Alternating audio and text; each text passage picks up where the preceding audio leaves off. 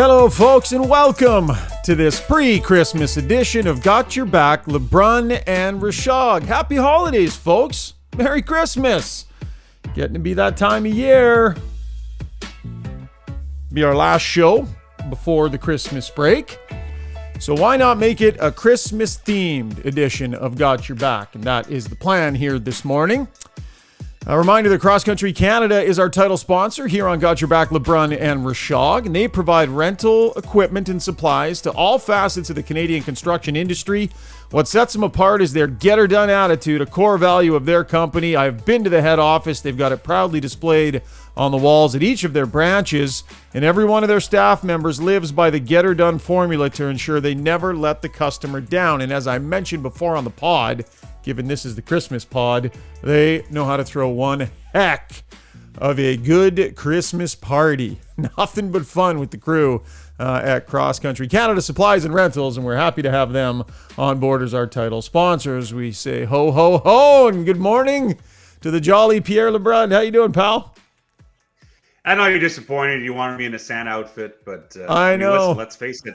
I have the natural build for it.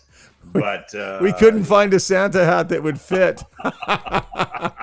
This head needs, as I like to say, this store. I used to work in one year in university. I worked in a sports store, and so fitted hats, right? People love their fitted baseball hat.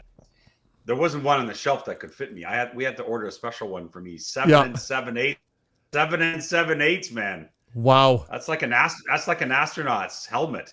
Yeah, no kidding. Well, my whole life, our family always debated whether my head was bigger than my brother Rob's. We always had the debate. And good thing for us, after like 15 years of debating it, we have an engineer in the family. So we decided to go straight science on it. And we scienced our way to an answer. So Clayton came over, and what we did was a water displacement test where we filled a bucket with water, and then we stuck our heads in, and then took our heads out, kind of let our hair drip dry back in, and then through science, the sheer force of amazing science from Clayton the engineer, he determined, I think the whole thing was flawed and completely bogus, but he is our scientist. He declared Rob has the bigger head, and I have been running with that for years. So big heads run in the Rishaug family too. My kid Noah's got a dome too. I'd like to say big head means big brain, but I think all evidence to the contrary over here. By the way, speaking of heads and headspace, I'm not sure if you can see. I'm a stickler for the details, but you don't have enough headspace in your shot right now. Like, let's edit this on the fly. I had too much. There you go. And, there you go. We're not using my normal camera right now. Yeah, so no. A little. It's all good. Filter. All good. Got to make it look good. We can always edit on the fly here on Got Your Back, Pierre. No problem. Listen, want to run down what we're going to have on the podcast today. Fantastic guest, Boston Bruins head coach Jim Montgomery. Took some time out of his day to chat with us. Have to say, Pierre, really, really enjoyed that interview with Montgomery. One of the great comeback stories in the NHL this year. Yeah, that team just doesn't lose. The way that he has meshed with those players and the way they've taken off is unreal. There's no better story in the NHL right now. Yeah, for sure. So a nice in-depth interview with Jim Montgomery. Also, going to debrief an article you did in The Athletic, Pierre's Christmas gifts to the National Hockey League, 6 ideas to make it better. We'll quickly run that down.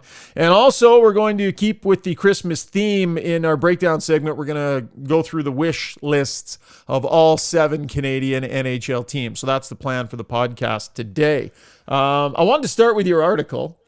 So basically this is 6 ways I'd change the NHL, from the trade rules to the point system and everything in between. So these are things, where would you say your passion level is on these, Pierre? Is number 1 the one you're most passionate about, 1 through 6 here? You've got fix the point system as numero uno. Yeah, it'd be my last one. So I presented it as a 6-pack in a holiday theme, Ryan. Yes. And some of these I've been espousing for years, but awarding the cup by the night of May 31st is top of my list for sure, which is why I end with it. And it's interesting. I shared some of these ideas with a high-profile NHL player, and that was his number 1 as well. Was knowing it was mine. Getting it done quicker, hey? Yeah, just, June hockey just doesn't do it for me. I mean, you and I have covered so many Stanley Cup finals. You're walking in a hot summer day, walking into the rink. Just doesn't feel like the most important games of the year about to be played. And plus the ice is usually victim of that kind of weather too, despite all the best efforts from the league. You know, the last time that the Stanley Cup was awarded before June 1st, can you think off the top of your head? No, May 25th, 1991. Yeah. Pittsburgh I was beats 14. Minnesota. Yeah, I know. It's been all June hockey ever since, and like I said, just trading emails with an NHL star player. That was number one for him. So you have fixed the point system. Yeah, fix the point system is one. Go back to conference playoffs. I'm just going to run them down here quick, and then we can chat about the ones you want. Eliminate the trapezoid. That's interesting. Allow teams to retain more salary in trades. I like that one. And move up the start of free agency and award the Stanley Cup by May 31st. So we discussed that one. What do you think about the point system? Yeah, and I've written about this in the past. You know, back in February 2004, Dregs was there, Bob McKenzie. I'm trying to think. There was only 5 or 6 of us media-wise. In Henderson, Nevada, this was the famous GM's meeting in February 2004, Ryan, where when they came out of it, people had a sheet of paper. He goes, here are some things we're recommending for further discussion. Elimination of the center red line, complete crackdown on obstruction, the bringing in a shootout to end over. The whole list was being read out. That was the day that the NHL decided to reset its league, right? Coming out of the lockout a year later. But in that list of recommendations, and people always forget this part, Ryan, but I will never forget, 3 points for a 60-minute win was on that list. Yeah. And for whatever reason, and I've tried to investigate it over the years, of all the things they recommended that day, that was the one thing that didn't make it on the other side of the lockout when the NHL rebooted 5. And part of the reason is the league gave it more thought and was concerned that some team would be completely buried by Christmas because the cream would rise to the top, right? 3 points for a 60-minute win. And I understand that, but I think years later, the salary cap has had its desired effect. The league is close. I mean, honestly, how many games do you watch, especially with the Oilers, but you go into a game and it's like 50-50. That's the league now. I mean, the league is so close. I think 3 points for 60 minutes would actually be a truer reflection of the real standings. Here are the teams that get it done. Right. Not to mention the impact it might have in March when teams are trying to chase a playoff spot, and the idea that maybe in the third period they got to do some crazy stuff. So I love the idea, and the point of it is that right now it's so truncated, the point system, that all these overtime and shootout losses are keeping teams into races where maybe they shouldn't be in. And I just don't. I think it's a bit of a fake element of the parity that the league has in the standings. Yeah, I think they'll always be conscientious about not having teams out of it any sooner than they need to be, right? Because then it's fan base and interest and revenue and all those sorts of things, and that's probably where some of that concern comes from. The one I want to talk about is letting teams retain more salary. I mean, right. You can buy your way out of your mistakes, right? Or you can buy other people out of their mistakes and help improve your organization. It's kind of a win-win. What would be the reason not to do something like that? Why limit it? Right. So I couldn't remember why the current rule, as most people know, is you can only retain up to 50% on a salary and cap it in any particular trade. And then you're actually limited on how many times you can do that. So I did email with Bill Daly, the deputy commissioner, to ask about the 50% rule. And he reminded me that the reason it's at 50% is that when the cap system actually came in, there was no salary retention in trades. Mm-hmm. And the GMs were pushing for some salary retention. And so the league obliged, but said, okay, let's have some guardrails here, to use Bill Daly's words. And that's why they said they thought 50% would be a safe way to look at the impact on the system, which makes sense. You don't go to 100% when you didn't even have any salary retention to begin with. My point now is that we've had 50% for a long time now. Why not push this up? I mean, there are so few trades. It's so difficult for teams to move money, move players. And to your point, you caught on the part that I was trying to sell here. It's not like it wouldn't cost you something. Okay, yeah, you might be getting a player for free in terms of cash and cap it, But boy, the asset cost of you getting Patrick Kane at $10.5 million, where Chicago retains $10.5 million, here's the new asset price, first round pick plus. And I think it'd be interesting that way. The money's still in the system overall, which is all the NHL cares about, that the cap system doesn't soften, right? Chicago still has him on the cap for the rest of the year. Oh yeah, there's no money going out of the system. Like there's no fundamental change in it. Just it's where it's distributed and how you can maneuver your way out of mistakes and how you can. It empowers teams to, build their system over a period of years by being willing to take on some bad contracts and help teams out of their messes. So I just think it would add for more intrigue at deadline day, and well, nobody would be happier about that than you guys on that panel and James Duthie. Well, and I think hockey fans in general, and for sure, general managers. So anyway, food for thought. You never know. Yeah, like the article. Check it out at The Athletic, where Pierre always contributes such great stuff. Okay, let's get to all 7 Canadian teams and their Christmas wish list, and that will be the breakdown brought to you by Pro Hockey Life. Christmas is on the way, and Pro Hockey Life can be a one-stop shop for the hockey lover in your life. Some really cool products to think about. They've got the Hockey Shot Hockey Radar. What young hockey player doesn't want to know how hard they can shoot that thing? What young hockey player doesn't want to try and see if they can improve that over time? They have those. They're awesome. You can even test yourself against your kids.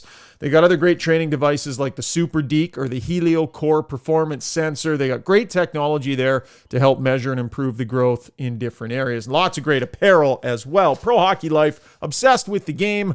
Go there for some of your Christmas shopping if you got to get some late shopping done. You done your shopping, Pierre? What does it look like in the LeBrun household? Got a few more days, right? You have your wife's gift bought, don't you? I have ordered. Have to go pick it up. Okay. Oh boy. Yeah. I was gonna say, man, that's leaving her pretty late in the day. Saturday is still Saturday's still a good window day. Saturday's Christmas Eve, buddy. The stores are still open. Are you nuts? Do you have any Cowboys idea the Cowboys don't play till 4:30. Oh so my goodness, okay. Pierre! It's gonna be you and like 10,000 stressed out other 30, 40-year-old males who screwed up and left it too long, wandering around the mall angry at each other. You never leave it that late. I do my Christmas shopping like November. I get done so early. I'm kind of nerdy about it. I don't know. I'm not in the mood yet. No, I'll be going today after we've done this. All right, good stuff. Okay, we're going to run down all 7 Canadian teams and what their Christmas wish list would look like. By the way, we have fantastic reporters across the country at TSN. So, via text message, I reached out to them for their answer on their specific team. So we'll get to those, but definitely want to hear yours. And we will have some sound effects because, well, let's be honest, the budget is endless here on Got Your Back. So depending on how the team goes and depending on what we think, we're either going to get a jolly old Saint Nick Christmas. There, humbug! Or there's that one too, right? Ebenezer Scrooge. So we'll just sort of decide depending on how we're feeling about things and how the teams are sounding. By the way, when you go looking for Christmas sound effects on online, there are some weird stuff, man. There are some creepy Santa sound effects. I'm disturbed some of the stuff I found. This was the friendliest one I could find, and it's Merry Christmas. Yeah, you got to be careful what you click on. I would have been looking for some clips from Bad Santa, man, the greatest Christmas movie ever. Oh, I know. The new, by the way, the new Ryan Reynolds flick with Will Ferrell. It's a musical. It's a Christmas movie. I wasn't sure. I was super skeptical. Not a big fan of movies. I actually didn't mind it. I thought it was pretty good, Pierre. I have to say, I actually enjoyed it. I can't remember the name right now, but so there you go. Something for you and the kids. Okay, let's start. You liked it. That's how much you liked it. You can't remember the name. Yeah, I know. That's bad form. I should have it. I'll try and search it here. Okay, let's start with the Toronto Maple Leafs. 27-6. They're second in the division, 5th in the league, 7-2-1 in their last 10 games. Their power play's 12th.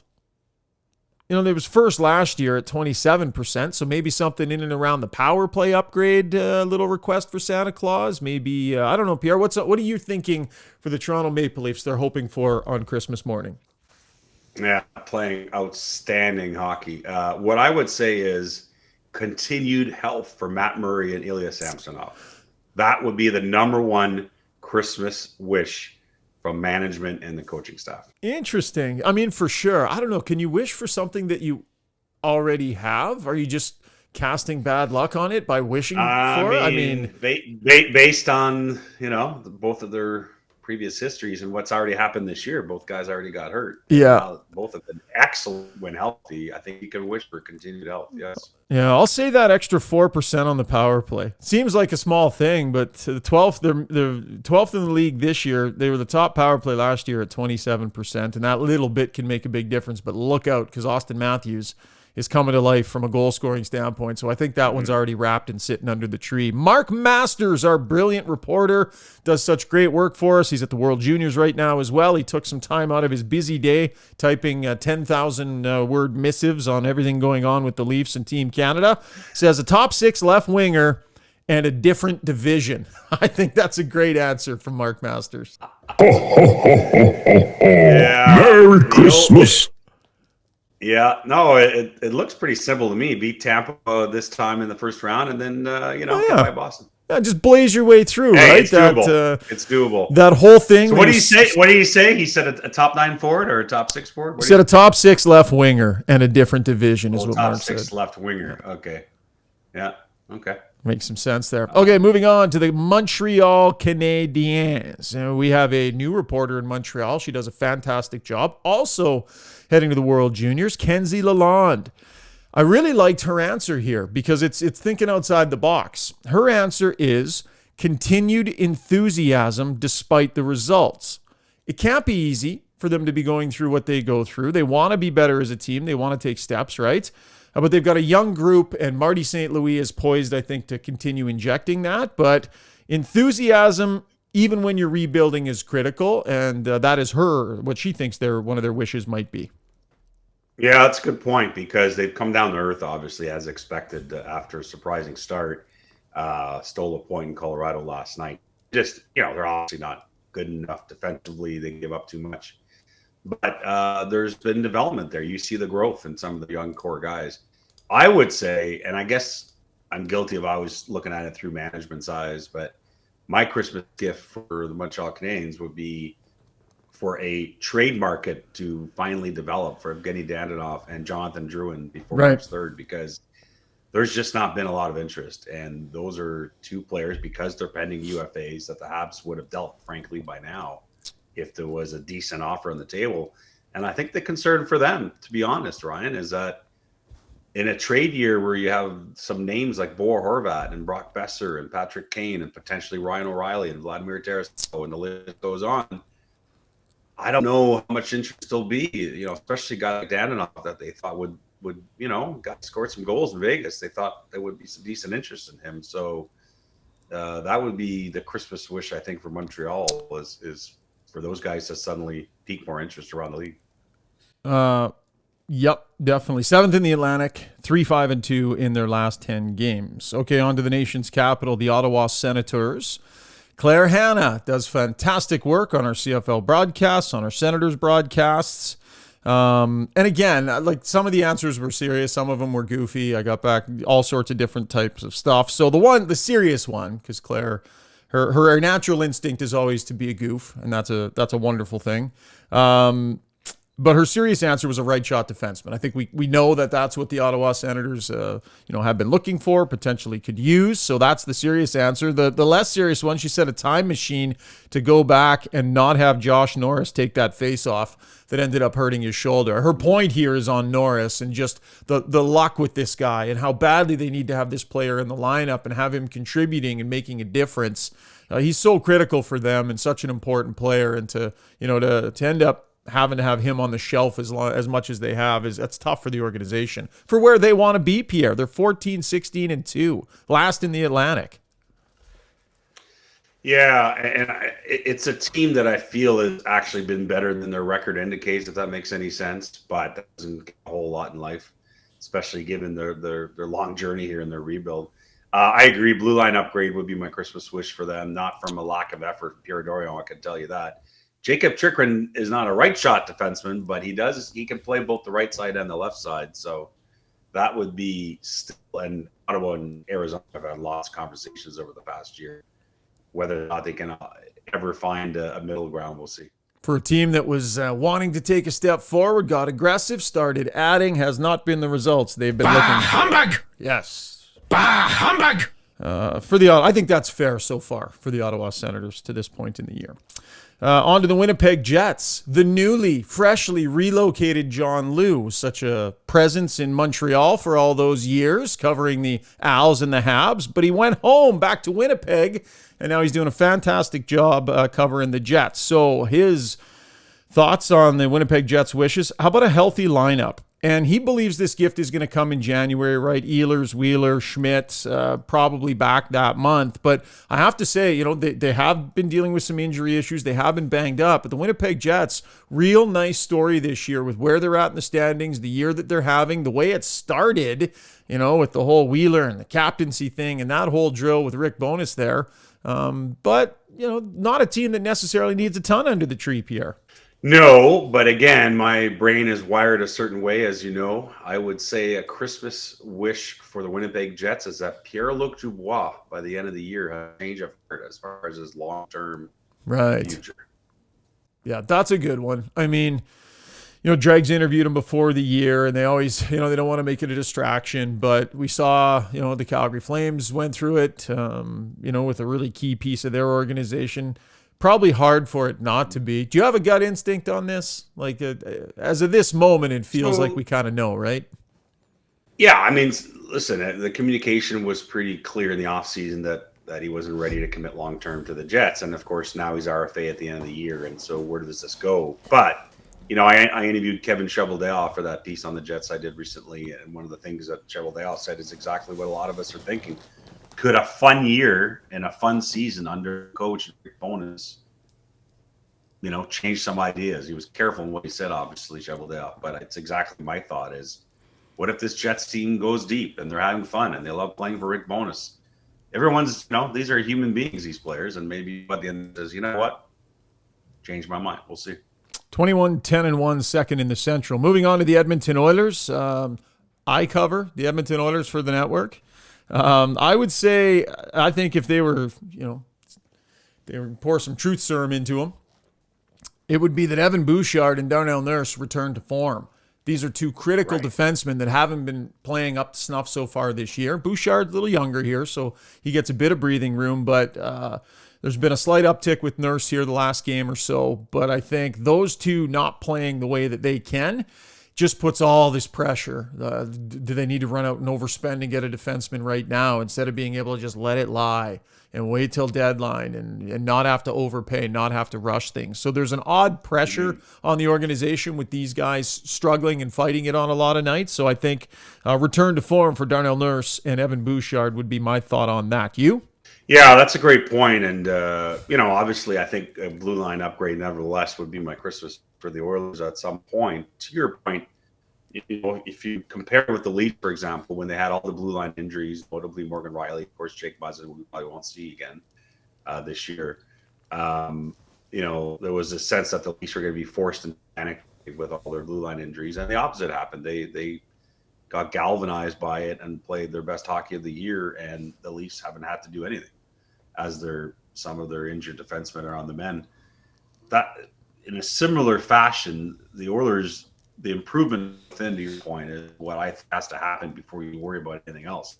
They're a better team than this. We saw last year after Jay Woodcroft took over the second half of the year and their playoff run. So it's there. It has to start there because it's not a good position right now if you're trying to trade for a defenseman.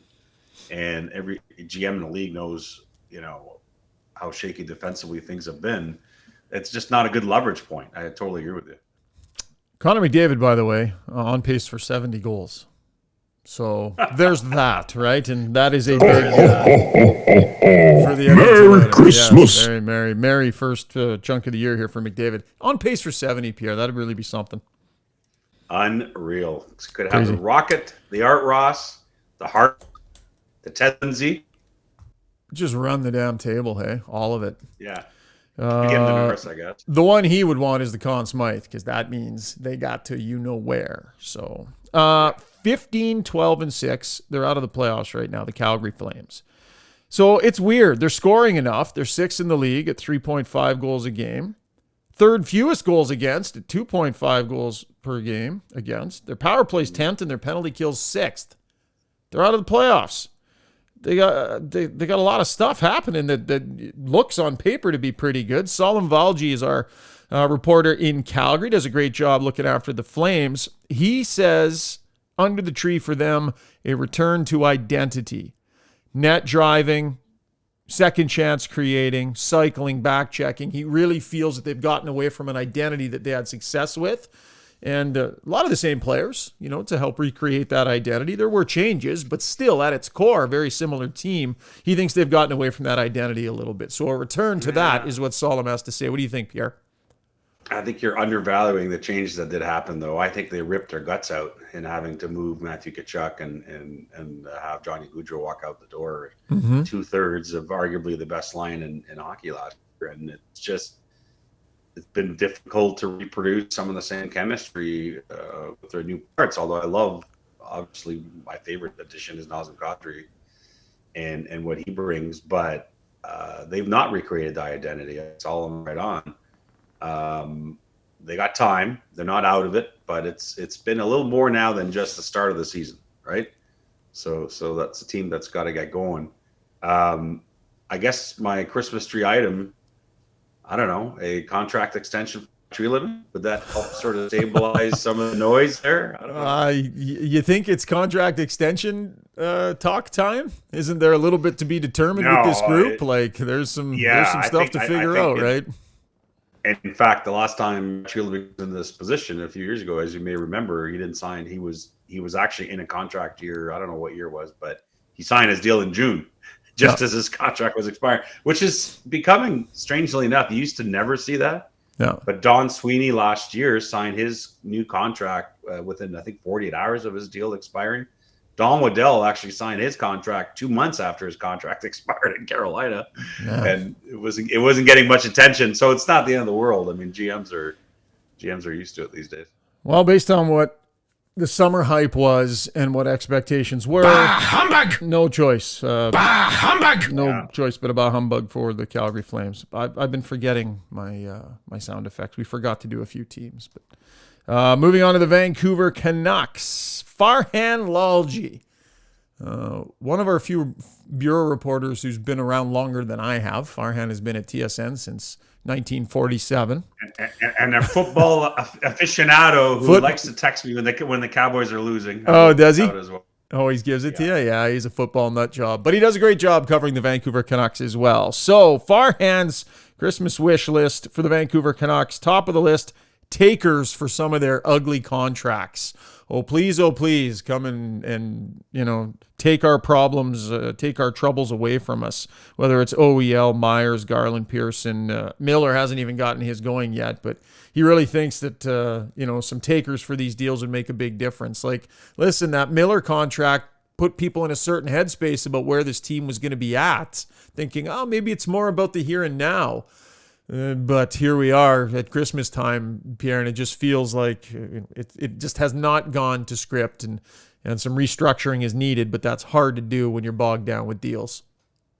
Yeah, and it's easy to say in hindsight. That's why we sit on this side of it, Ryan, and we don't sit in the hot chair and actually make those decisions. But in hindsight, it still, to me, felt like Horvat's the guy that had been last summer, if possible. Clearly, the two sides are way off from their positions. And Miller's the guy that you trade, which I always thought was the way things were going to go down. What it has produced is probably having to trade Bo Horvat, who is having a career year, heart and soul guy. And listen, I get it. It doesn't mean that you give players anything they want in an extension. You have to run a business. But it's a tough position they're in that way with him. And so my Christmas wish for the Canucks is that there's somehow a 11th hour change of heart from both Horvat and the Canucks management. They find a way to get an extension, even though right now things look like it's headed in the polar opposite direction. Yeah, for sure. 13-5-3. They're 5-9-1 on home ice.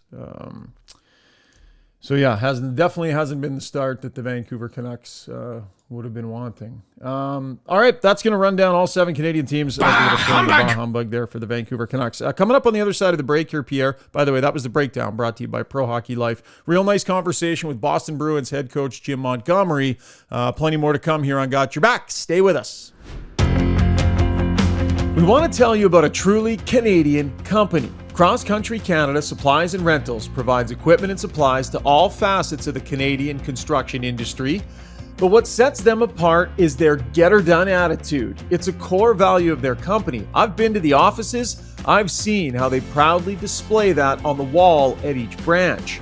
Every one of the staff members lives by the get-her-done formula to ensure they'll never let their customers down. They'll bend over backwards to get their clientele what they need when they need it. They don't make excuses. Cross Country Canada takes great pride in this attitude, and they truly believe that the success of their customer is their success. You can't get much more Canadian than that. All right, time now for Who's Got Your Back, brought to you by Liberty Smart Security. Of course, Liberty Smart Security provides some high-end, high-technology, fantastic security systems to allow you to take great care of the things that matter most to you in your life. They use leading-edge technology to protect the things that you value the most.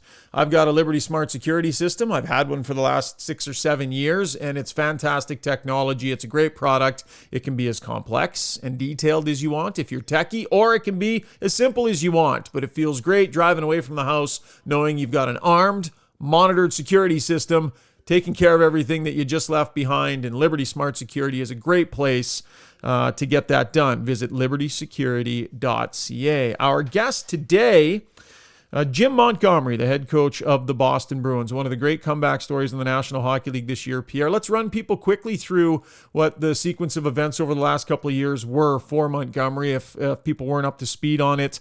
December 10th, 2019, was let go by the Dallas Stars for unprofessional conduct. And then that tipped off, as you documented very nicely in your article with him in The Athletic, a life-changing several months for Jim Montgomery. And we talked to him about that today. But as you see him back in the National Hockey League, you think about, back on December 10th when we all got that news and how surprised we all were at what had happened. Yeah, a life-changing event for sure. Obviously sought help, went to rehab, completely changed his life. It's been the comeback trail ever since, and really emotional story, but an inspirational story. His ability to speak to people that need help with addiction and so on. It's powerful stuff, and glad that he was able to talk to us about it again today. On top, of course, of talking about some X's and O's with his first place Boston Bruins. Yeah, I love getting into some of the changes that he's made with his players. They want to be more of a puck possession team, not really worry about shot volume. We got into some of those tactics with him. The Bruins, 25-4-2, top team in the National Hockey League by 5 points. They got an .839 winning percentage.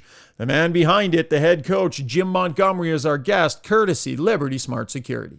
Bit of a break for the Boston Bruins, and that means Jim Montgomery has a chance to join us. Jim, thanks so much for taking some time to chat with Pierre and I. want to start with a piece of sound, and I have a feeling this might bring a smile to your face. Take a listen. The momentum turns, missed the mold, goes the other way. Ball to Rea, breaking it, look at he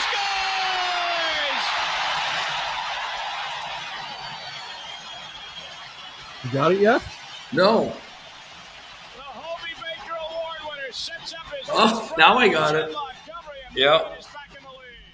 That was a great moment in my life in the University of Maine's. Holy smokes. I was doing some research for this interview, Jim, and I knew about the University of Maine and the Hobie Baker. I knew about, all the points you scored and everything. I did not know that it was a 3-goal a hat trick in the third period of a national championship in that small a window.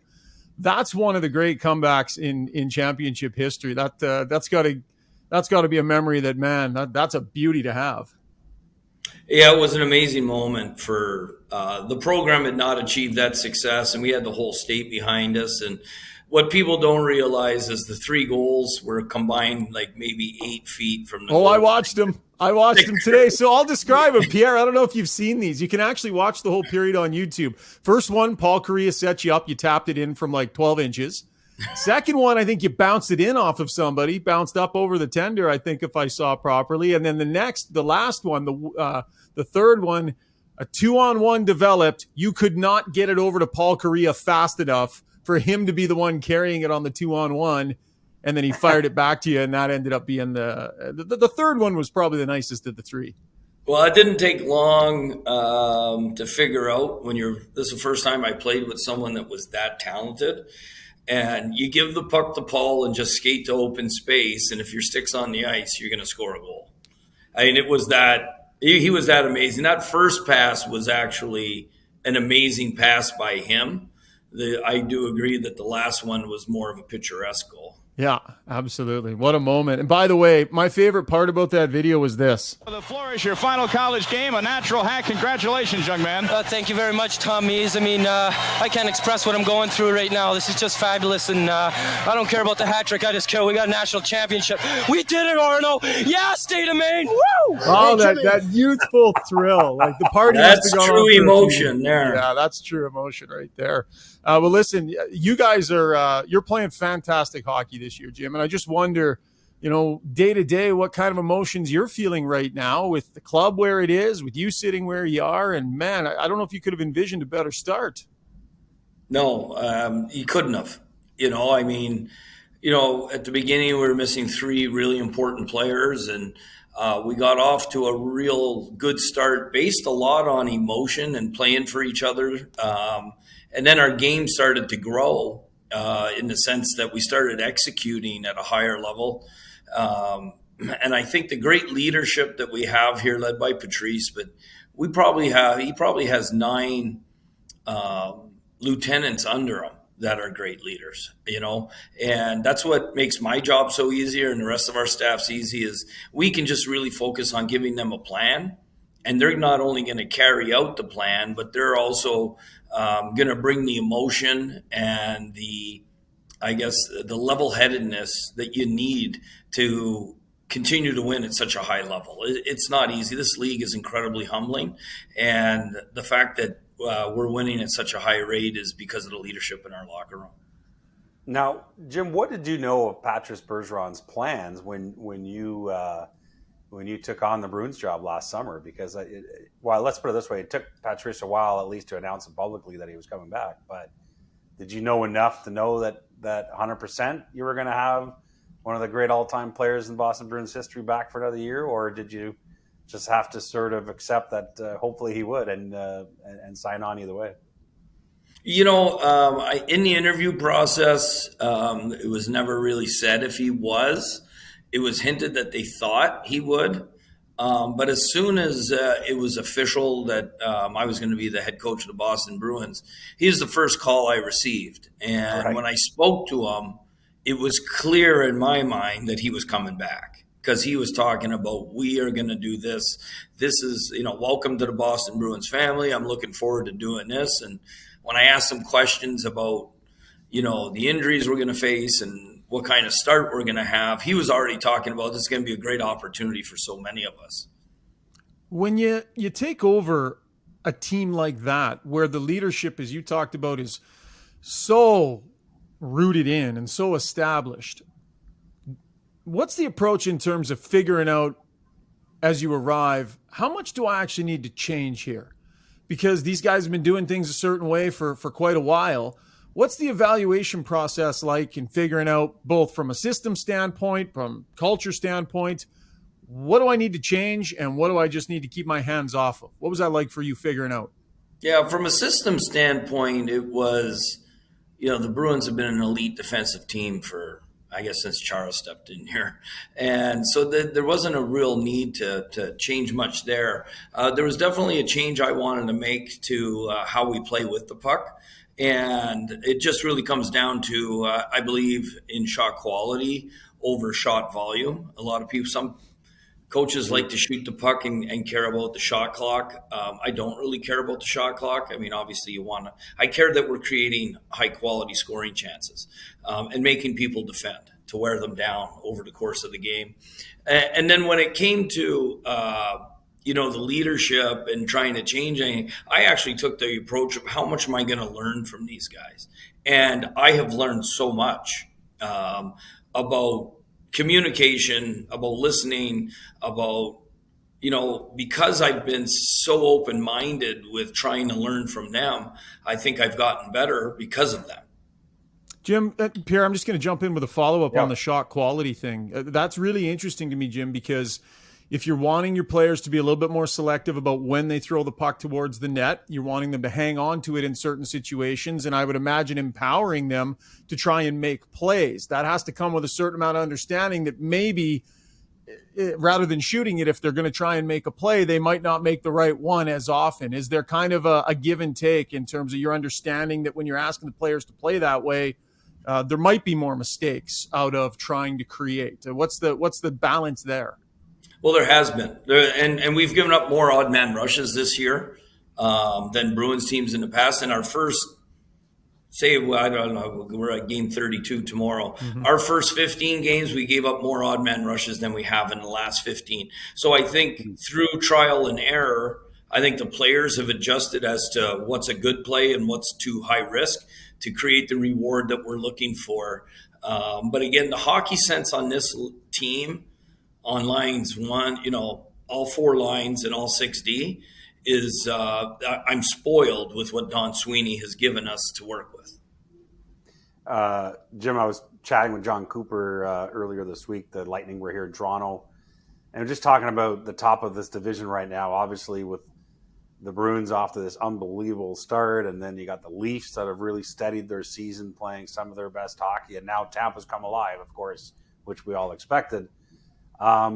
It's not for the weak of heart. And I mean, listen, there is no easy matchup anymore when you make the playoffs. Every single team that gets in is a tough out. But if there's a carrot on top of it, you guys can stay in first, avoiding Tampa or Toronto. How nice would that be? I guess if you're gonna be picky about your path. Well, it is. I think Toronto is a dynamite team, and it's impressive how good they've been defensively. I watched a lot of that game yesterday, and I think the shots were 23-4 at one point, to how committed they are to playing on the right side of the puck. And then you got Tampa Bay that's won 2 Stanley Cups and been to 3 in a row, who's a hardened team, probably the mentally toughest team in the league because they know how to win and they know how to dig in. And the sacrifice they make to win at important moments is something that we need to learn from. I want to ask you about Jake DeBrusk, still fairly young player who was trying to make his way, in previous seasons in Boston. It wasn't a great fit. He'd asked for a trade. After you came on board, he decided to rescind that. He wanted to stay put. I wonder what your conversations were like with Jake in the off season and what you've experienced with him being his head coach here. Well, I think my conversations with him in the summer were very similar to everybody else. I probably had 2 or 3 with him, just about, where I see him being utilized. And I did expect to use him more minutes per game and in all situations. And I think he was looking forward to that. And I think that we had a healthy conversation about if he's going to play those minutes, the type of conditioning and the type of relentless attitude towards his growth of his game that every player needs, right? When you get given those really important minutes that every player wants. And I guess I'm really lucky that I'm coming into JD's life when he is a more mature, developing man where he wants more in his life. He wants to be a go-to guy. And I think his professionalism has been noticed by everybody in the organization. And that's a credit to him and his growth. Jim, this may go back to when you were talking about shot quality, but I was looking at the numbers again today.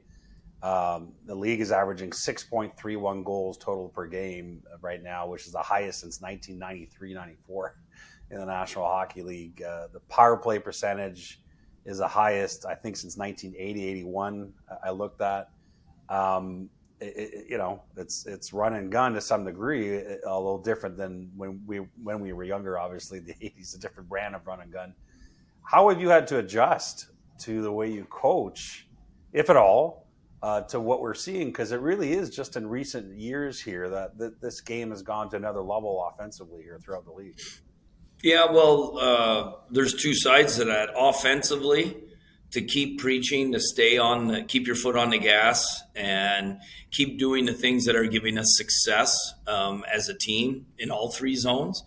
And then the flip side is, you can't take it easy. We've blown a couple of leads here in the last week or so at home, and it's because other teams are relentless in their pursuit of how they break out with speed, how they attack your blue line, especially how they attack the middle of your ice through the neutral zone and in the offensive zone, and us being aware of how to protect that area. Has anything surprised you or anybody surprised you? And I'm thinking about presence in the locker room, off the ice necessarily. You had a real good sense for what these guys were going to do on the ice, but as you arrive and get to know these guys and see the way they function behind the scenes, was there a presence that somebody had that surprised you in any way, shape, or form? Well, I think I could go through a lot of players in our locker room because it is incredible how unselfish this group is.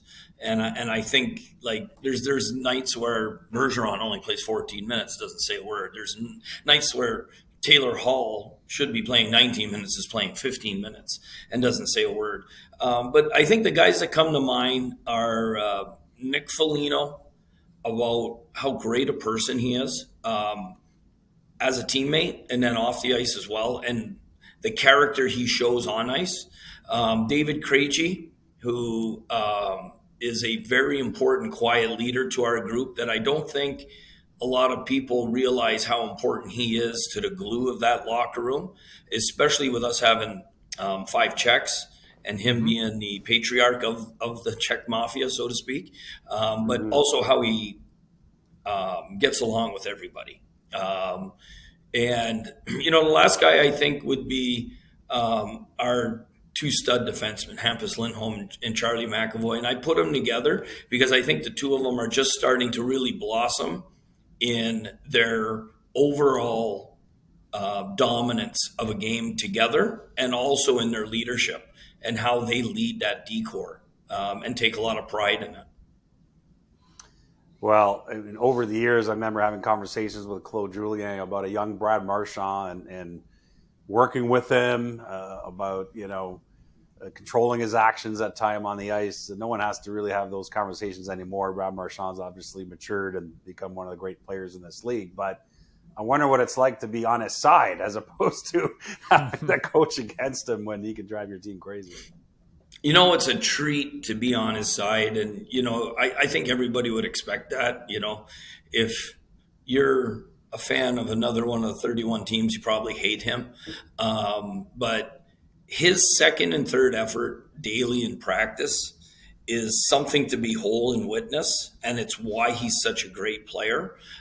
Besides the skill, he has that dogged determination to never be deterred. And then the other thing that was shocking to me was how much he wants to learn and get better. The first meeting I had with him in person, we had a real healthy discussion about things. And at the end, he's like, I want to know everything you know. I want to get better. And that just shows his mindset. I wonder, too, with a leadership group like that, what ways do you witness them extract results from the guys around them? Like, those good leadership groups can set that tone and really take a lot off a coach's plate, I imagine. What ways does this leadership group function that you kind of see the effect it has on the rest of the guys and their expectations, extracting results from the rest of the players? Yeah, I think the best example I could give, I probably have 2, is our last game. We're up 4-0, and all of a sudden it goes 4-3 in 5 minutes in the second.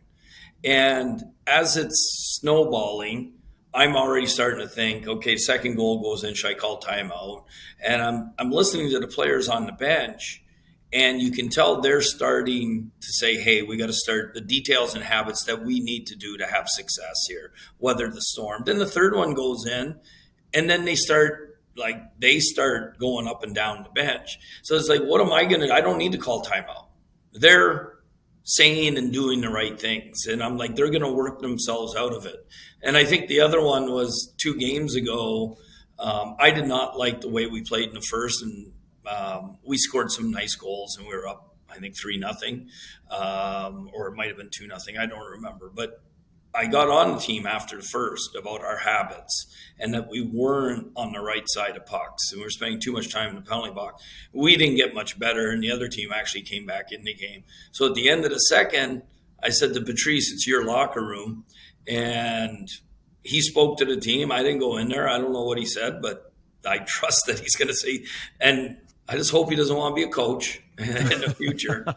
Because we went out and it was 1-1 going. That's it. We're up 1-0, ended up 1-1. We ended up winning the game 4-1. I think they scored a late power play, make it 4-2. I said, you keep this up, it's going to be your locker room the rest of the year. Yeah, that's great. Hey, Jim, it was back in May 2020 that you and I connected, and you had the courage to share your story. You felt ready to do so at that point, well documented in terms of your recovery, and obviously, talking about your departure from Dallas. And I bet you a lot of people around the game reached out to you when you got the job in Boston to tell you how happy they were that you got a second chance. And obviously, many ways got a second chance in St. Louis too, being on the bench there. But I mean, as head coach, what's it meant to you to be back in a head coaching position after what you went through, and certainly I'm sure not taking any of it for granted at all at this point. No, you're right. And, just listening to you take me back to the spring of 2020 and our conversation, and the many people that were that did support me, that did reach out, and gave me the confidence that, 1, I needed to change, and then 2, that I could change. And the gratefulness I have for people like Doug Armstrong and Craig Berube, who gave me the opportunity in St. Louis to get back, but also the people behind the scenes, the John Millers of the world, my wife, the people that were there through thick and thin, numerous friends I have, and a lot of people in the sport, whether it's coaches and some players that, I've had the good fortune of working with, that, reached out and believed in me. And that gives you confidence that you can do it again. And it requires a change. There's no doubt about it. You need to make a lot of changes in your life. And you can't do it alone, though. And I think that's a real important message that everybody needs to know, is that if you know someone that does suffer from addiction, they can't do it alone. They need your support. And it's not going to be a smooth sailing ship. It's not. It's not for everyone. It's usually not for everyone. And that, it is a disease and you need to work at it, and you need help working at it. Well, that's a great got your back story, keeping with the theme of the podcast. Jim, thanks for sharing that. I was reading the article again, going over it, and, you talked about taking up meditation, practicing gratitude through an app on your phone, journaling, those sorts of things took you to the place you needed to be. I wonder how much of those things still remain part of your life today. And the second part of that is, did going through that experience, you come out the other side clearly a different person, but I wonder if it changed you as a coach at all in any of those experiences and the personal growth that you had in overcoming these things. Yeah, I don't meditate as often. I do meditate when I feel a need to, or I have the time. On the road, I tend to do it more than I do at home with 4 kids. The second part of that, like I do the gratitude apps, the first thing I read every day, so that hasn't changed. And then in coaching, I think I try to be more aware of how people are doing and how people are feeling, and making sure that,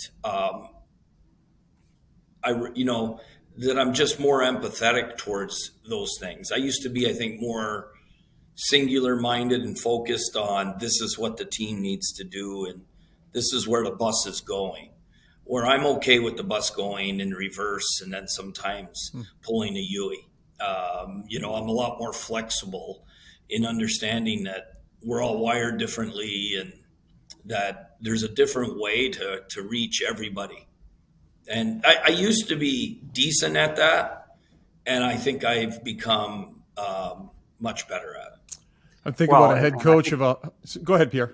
I was just going to say that as a final comment for me, and I think that's so important if you think about the younger generation of today's player. I mean, I see it when I interact with these young men. They are, you don't want to generalize, but they are different. And I think you have to be sensitive to a lot of different things and this is not a criticism of coaches of yesteryear, but, just like society is evolving, so is the game. And I think the way you interact, I'm sure as a coach or even among teammates with each other, has to change. And I would think that what you just talked about, Jim, is well appreciated in that locker room. Yeah, I think before I did not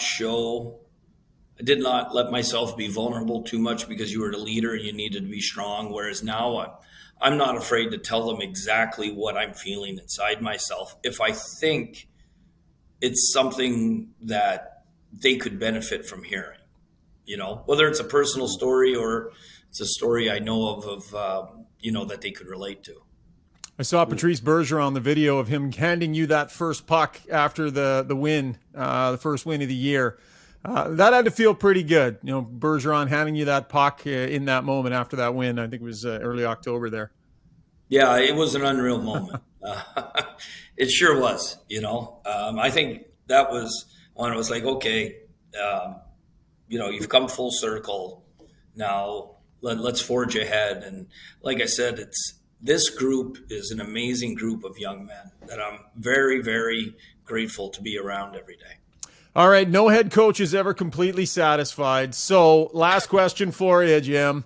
What would be under Jim Montgomery's Christmas tree here for the Boston Bruins? And I'm not talking personnel. I'm not asking you to do the GM's job. But if there's one area, one thing that a coach who's never satisfied would want to improve on, what's under your tree? Well, and he's not allowed to say a David Pastrnak contract extension because that'll get him into trouble. So yeah, no. It might get me in my trouble, but it is one of my wishes. Okay, duly noted. You better be nice and not naughty. Yeah. You know what? Health and happiness for everybody in the Boston Bruins organization. All right. To work with every day. That's a great answer. That's a fantastic answer. I thought maybe you'd say like better clears on the penalty kill or something like that, but your guys' numbers are ridiculous. You're second in goals for, first in goals against per game, third on the power play, first on the penalty kill, second in face-offs. You guys have been crushing it this year, Jim. Congratulations on a great start, and thanks so much for taking some time. Thank you, guys. I appreciate being on. All right, that is going to wrap up the podcast this week. Pierre, loved that interview with Jim Montgomery. I thought there was some great messaging there from him. What a season it's been for the Boston Bruins, but he's wearing his heart on his sleeve right now and his emotions too. And he's been through a lot, and it's hard to blame him. Yeah, and again, his message about helping people with addiction. I mean, that really comes from the heart for him. Given what he's gone through and what a story. I mean, you don't really know where it's all going to head after being let go in Dallas and everything that happened, and now to be the head coach of the first place team of the Boston Bruins, and be in a great place, and it's a fantastic story. And you did the interview with him. Where he was first willing to kind of go on record and discuss everything that had happened and everything that he'd been through. Do you see a pretty different guy sitting before us in an interview like that than you did that day? Yeah, it was pretty raw in that moment. It was his first interview, since everything had gone down, and it was emotional. I got caught up in it during our interview. We did two interviews. We did one for the column in The Athletic, and then one sort of like this over camera for TSN. And when you're talking about your kids and everything that was in play in that moment, it was incredibly raw. And you just respect the guy that's willing to put himself out there that way, knowing that he, that it was important in his recovery to do that, and on many different levels. And glad to see him get another chance. And he's right. Good on Doug Armstrong for bringing him to St. Louis first and foremost, because that's the first hire, getting into St. Louis on the bench, and then of course now getting a head coaching opportunity. Well, and he talked a lot in your article about Jim Nill too. And though Jim Nill was the one that ultimately had to make the move and let him go, he talked a lot about how that absolutely had to happen. He had to have that low moment so that he could start his road to recovery, and has a tremendous amount of respect for Jim Nill as well. So, real nice comeback story. The Bruins are a great story this season. They've been absolutely fantastic so far. I wouldn't want to be running into that group come playoff time. So, great interview. Great job. And I think it's refreshing. I know we got to go, but I think it's refreshing that when I asked about Tampa and Toronto, he didn't deflect like a lot of coaches do, because you don't want to be radioed. But bottom line is, if you're those three teams, Boston, Tampa, and Toronto, you want to avoid each other in the first round if you can. Like, come on. Let's be honest. Yeah, no question. All right, good stuff, my friend. Thank you kindly. I'm not sure we're going to talk again before Christmas. So have a wonderful holiday. Have a Merry Christmas to you and your family. Great job as always. And look forward to getting back to some more podcasts after we open our gifts and fill our bellies, my friend. Right on. Merry Christmas to you as well, Ryan, and to your family. And this has been a fun first couple of months on this little adventure we have going here. Thanks for making it happen, buddy. Absolutely loving it. Merry Christmas. Happy holidays to all of you. Thank you for your downloads and your subscriptions and your comments and your criticisms. And hey, we're open to it all here on Got Your Back. It's been a fun ride. Big thanks to our sponsors, Cross Country Canada Supplies and Rentals, Pro Hockey Life, and of course, Liberty Smart Security as well. We'll check in with you probably next week at some point, folks. Enjoy family, enjoy festivities, enjoy your holidays, and stay healthy and happy. We'll talk to you real soon. Cheers.